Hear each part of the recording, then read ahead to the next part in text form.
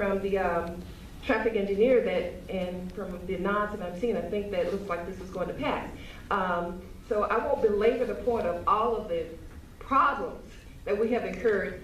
I just want to move to the fact that we want to thank each and every one of you for a positive vote in helping us out and also creating a model for other parts of the city that may have similar impacts. Thank you so much. Thank you. Very, very good testimony. Next speaker, please. Hello, my name is Marisa Andrade. I'm a resident in the College Square as well.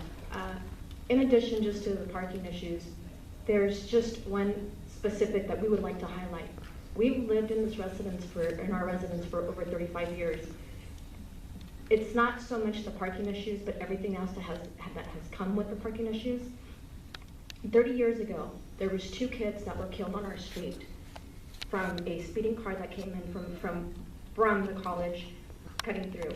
There's a lot of children in these residential areas, and we just want that to be taken into consideration, not as the inconvenience for just the parking, but the overall inconvenience of having your neighborhood graded. And we do thank you guys for listening and putting this on the agenda tonight. But like I said, it's not so much that we're just looking for the parking issues, but the integrity of our city that we are all here to protect. Thank you. Thank you very much. Next speaker, please. You can identify yourself at the mic. My name is Shamira Hawkins, and I live at 420 West 67th Way. And after hearing you guys and seeing that, it does seem like it'll be a positive vote. I do want to thank you, but I also want to say, just in case there is some doubt or there is somebody that may not see the importance of this, we lived in this house for over 5 years. And when we moved there, we picked it because it was kind of our house is adjacent to the college. And it's kind of like a cul-de-sac, and it was very quiet. And there would be kids that our street is the street that the kids would come to play on. And they ride their bikes up and down the street. Well, one day I got up and heard noise that I never heard before on my street because it's usually very quiet. And so there's this influx of people, there's all this noise, there's loud music. My neighbors, these are my neighbors, Mary Taylor, she just spoke. I was looking out my window and they have their granddaughter outside, and they come outside all the time. That's what they do. He's retired, so he brings the kids outside.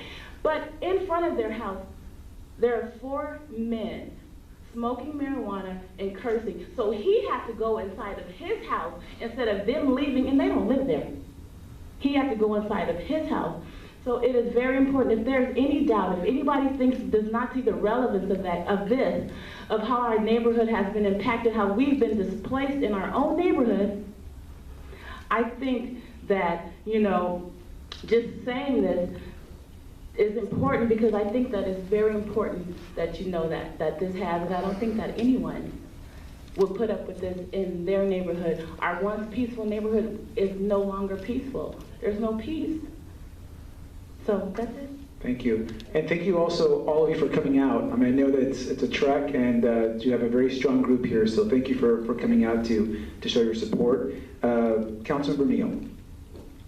Thank you, Mr. Vice Mayor, and you took the words right out of my mouth. I would like to acknowledge all the residents from the 9th District who have come out today to speak on behalf of the issue. And unfortunately, all we can address here in our preview is the parking issue, but we do understand the inconvenience that it has caused into your neighborhood. And we're gonna work as closely as we can with the college as far as a solution. But again, that's somewhat out of our control. But if I could just have the members of the 9th District to please stand up so we could acknowledge you. Thank you so much for coming down. Thank you. We have a motion on the floor. Members, please go ahead and cast your votes.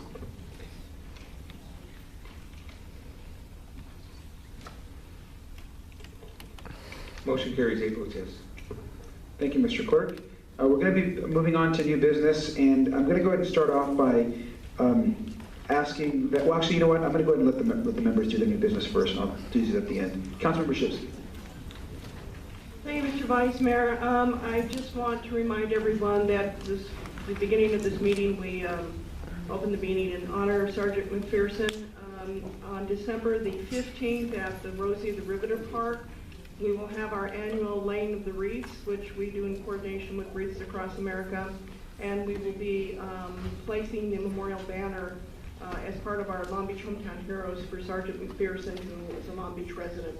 I also wanted to say thank you and congratulations. We are all sold out for our second annual We Can Do It Awards this Thursday for the Rosie the Riveter Foundation. It is a great opportunity to thank and acknowledge some outstanding women who have exhibited the We Can Do spirit. And I want to thank everyone who stepped up and said that they would come, and we look forward to you being there on Thursday. Thank you. Thank you. Councilmember Andrews. Yes, thank you, Vice Mayor. You know, I'm hosting my monthly 6th District food distribution from 9 a.m. to 12 p.m. That's Friday, October the 19th at Ernest X. McBride. If you have someone or you know someone's in need of food, please stop by and make sure you bring your grocery bag. I would also like to invite you to the Long Beach Gift of Food, giving free food to those who are in need. At 11 a.m. Saturday, October the 27th, that's also at McBride Park. Save this date, Councilman G. Andrews will be hosting the annual Gift with a Thankful Heart Thanksgiving Banquet on November 19th. That's also at McBride Park. For more information, please call my office. And have a nice night, man. Thank you. Councilmember Lowenthal. Thank you. I wanted to congratulate the Lambda Club for another successful awards dinner, and thank you for recognizing two wonderful individuals from the 2nd District, and Tony Gonzalez and Tom Lawson. Tony will be missed greatly, but you helped his memory live on. I also want to congratulate one of our favorite staff members from the 6th District who was recognized as Woman of the Year, Ms. Tanya Martin. I hope everyone will join me for a cup of coffee and conversation about the neighborhood issues at Lord Windsor Roasters on Saturday, October 20th from 10 a.m. to 12 p.m. Lord Windsor's is located at 1101 East 3rd Street near Cerritos Avenue and brews high-quality coffee. So come have a taste and let's discuss our community. Congratulations to Cafe Neo on 4th Street on their 5th anniversary of being in business. If you haven't had a chance, stop by and have breakfast, lunch, or dinner. Their celebration party is this Sunday at 2 p.m. I encourage everyone to bring their greater awareness about domestic violence and its cost to our community by joining a candlelight walk in honor of domestic violence survivors and in the remembrance of those who have died at the hands of someone they knew. The vigil is sponsored by Women's Shelter of Long Beach. They can be reached at 562-437-7233 and supported by advocate agencies in Long Beach community, including Cal State Long Beach's Project SAFE. Please meet at 7 p.m. at the Promenade. For more information, please call the Women's Shelter of Long Beach at 562-437-7233. That's it. Good night. Councilmember Neal. Thank you, Mr. Vice Mayor. Please join us on Monday for a very important community meeting to discuss the first park development north of Artesia and the first of its kind in Long Beach. In partnership with the Coalition for a Healthy North Long Beach, we are embarking on an exciting process of designing the brand new Atlantic Parkway Fitness Park in North Long Beach. We are meeting at Houghton Park at 6:30 p.m. on Monday, October 22nd. Join us for dinner and discussion. To RSVP, please call my office. Join us Saturday, October 20th at 9 a.m. on Cherry Avenue between 63rd and 65th Street as we join the Grant Neighborhood Association in planting 20 new trees along Cherry Avenue. Kudos to the Grant Neighborhood Association for acquiring the tree grant. Come and watch my staff and I demolish the Parks and Recs Department in a game of basketball as we celebrate the new basketball courts at Ramona Park. That's going to be Saturday, October 27th at 9 a.m. at the Ramona Park Basketball Tournament in honor of Halloween. That's located 3301 East 65th Street. Join us tomorrow and every Wednesday for the Greener Good North Farmers Market at 3 p.m. to 8 p.m. at the corner of Atlantic and Artesia Boulevards. Come out for your fresh fruits, vegetables, and other healthy food choices. The Coolidge Triangle Neighborhood Association meets Wednesday, October 17th at 7 p.m. at Coolidge Park Community Room. The DeForest Park Neighborhood Association meets Thursday, October 18th at 7 p.m. at the DeForest Park Community Room. And save the date for November 10th is Vets Fest 2012, beginning with the Veterans Classic Race, the annual Veterans Day Parade, and finally the Veterans Festival at Houghton Park. We'll begin the day at 7:30 a.m. with the first ever Veterans Classic 1 mile race. Then the starting line is at Atlantic Avenue and 56.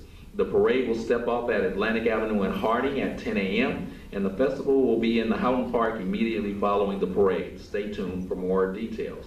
Save the date for November 17th for the Getting Back to Work 2012 Summit on Job Creation and Small Business in Long Beach. This year's summit will be at the Long Beach Convention Center in the Seaside Ballroom from 9 a.m. to 4 p.m. Join job seekers, small business owners, and civic leaders for a day of networking, workshops, comprehensive discussions about employment and business growth in Long Beach. Don't miss it, and stay tuned for more details. And finally, for more information on these events and more, call our office at 562-570-6137 or text us